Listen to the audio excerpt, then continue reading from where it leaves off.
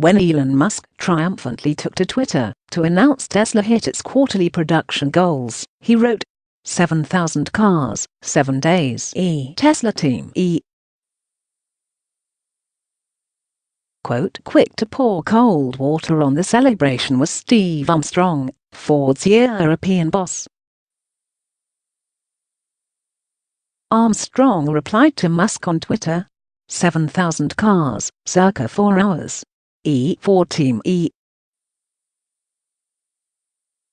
Quote, defensive anyone? Perhaps there's a reason legacy automakers like Ford are getting a bit prickly about the success of Tesla and the rise of electric vehicles. According to Jeremy Deaton, via CleanTechnica / Nexus Media, the astonishing hypocrisy of Ford and other legacy automakers is evident as they continue to tout electric cars, while supporting efforts to weaken fuel economy standards. On the one hand, Ford plans to build 40 different models of electric vehicles by 2022.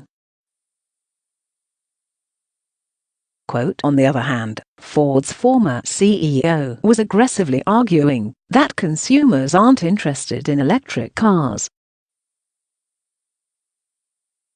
Quote, the companies like Ford and other legacy automakers are talking out of both sides of their mouths.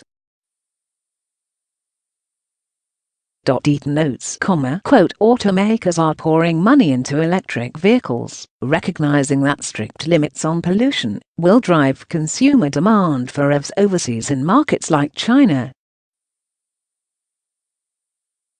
At the same time, car manufacturers are fighting similar policies in the United States on the grounds that is limiting pollution won't allow them to keep up with consumer demand. Looking back, Ford and its trade association, the Alliance of Automobile Manufacturers, wasted no time rushing to Washington after President Trump's election. They sent him and his transition team their deregulation wish list, which included the Clean Car Standards, according to Madeline Page, Clean Cars Program Coordinator for Public Citizen. And Ford isn't the only one. Other legacy automakers have also fought to allow cars and trucks to pollute more. Through their participation in the Alliance of Automobile Manufacturers, ostensibly climate-conscious car companies like Volvo, Volkswagen, and Toyota have also pushed the Trump administration to ease limits on pollution and cast doubt on climate science. In a defensive blog post, Ford executives had insisted, "We support increasing clean car standards through 2025, and are not asking for a rollback." Close quote. At the time, advocates like Madeline Page weren't buying it.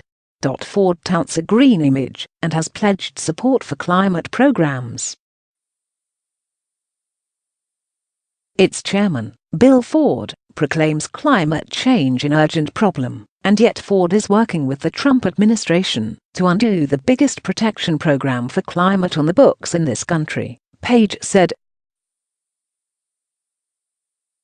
On the one hand, they love to earn media praise for making clean car announcements, while, at the same time, they're working to roll back the very standards that will actually ensure that we have clean air to breathe and a healthy climate for future generations.